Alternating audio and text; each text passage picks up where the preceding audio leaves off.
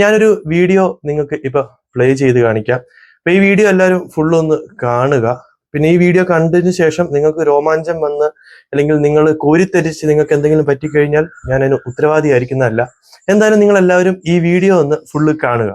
അഫ്ഗാനിസ്ഥാനിൽ അമേരിക്ക നടത്തിയ ഭീകരമായ ആക്രമണത്തിന് ഒരിക്കൽ അമേരിക്ക വിചാരണ ചെയ്യപ്പെടും, ഒരു സംശയവും വേണ്ട.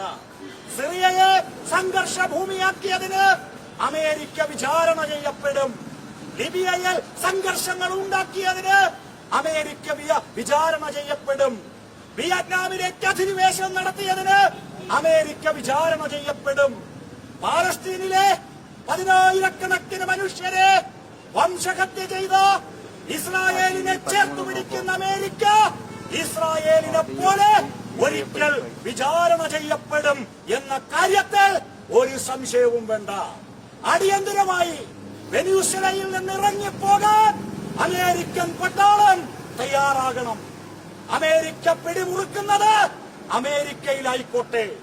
അമേരിക്കയുടെ അതിർത്തിക്കപ്പുറമാണ് വെനസ്വേല, അമേരിക്കയുടെ അതിർത്തിക്കപ്പുറമാണ് ക്യൂബ.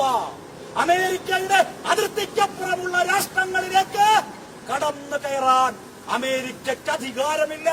മിസ്റ്റർ ട്രംപ്, നിങ്ങൾക്ക് നാണമുണ്ടോ എന്ന് ഞങ്ങൾ ചോദിക്കുന്നില്ല, നിങ്ങൾക്ക് അന്തസ്സുണ്ടോ എന്ന് ഞങ്ങൾ ചോദിക്കുന്നില്ല.